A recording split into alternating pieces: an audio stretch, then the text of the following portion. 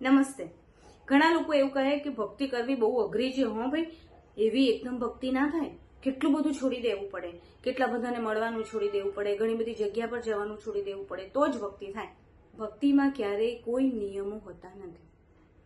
બે બાળકો હતા. બે બાળકો સરસ મજાની ભક્તિ કરી રહ્યા હતા.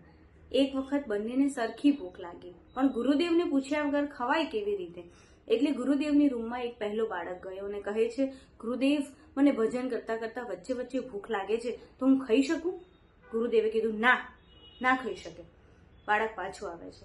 બીજો બાળક જાય છે અને હસતો હસતો પાછો આવે છે. પહેલો બાળક કહે છે કે તે એવું શું પૂછ્યું કે તું હસતો હસતો પાછો આવ્યો? તેણે કીધું, મેં પણ તારા જેવો જ સવાલ પૂછ્યો, બસ ખાલી રીત બદલી છે. મેં એવું પૂછ્યું કે મને ભૂખ બહુ લાગે છે, હું જમતા જમતા પણ ભગવાનનું નામ લઈ શકું?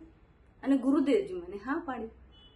મિત્રો, ઘણી વખત આપણે એવું વિચારી લઈએ કે આ કરવા માટે આ છોડી દેવું પડે, આ કરવું હોય તો આ છોડી દેવું પડે. ભગવાન ક્યારેય કશું છોડાઈને ભક્તિ કરાવતા જ નથી. જે પણ કર્મ કરો, ખૂબ મજાથી કરો, તેમાં લીન થઈ જાઓ. કોઈ પણ કામને સેવા તરીકે કરશો ને તો એની અંદર ભક્તિ આવશે. પણ જો ભક્તિને કામ તરીકે વાપરશો ને તો એની અંદર ક્યારેય તમે ભગવાન છે એવું અનુભૂતિ નહીં કરી શકો. ભગવાનનું નામ હરતા ફરતા, જાગતા ઊંઘતા, સ્કૂટર ચલાવતા, જમતા, સૂતા, ગમે ત્યારે લઈ શકો છો.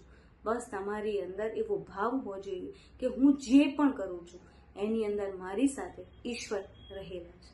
અને ઈશ્વરને એ જ વસ્તુ ગમશે જેની અંદર તમારો ભાવ હશે. પણ ઈશ્વર તમારી સારી રીતે જે ભાવના હશે ને એમાં જ સાથે રહેશે. નમસ્તે.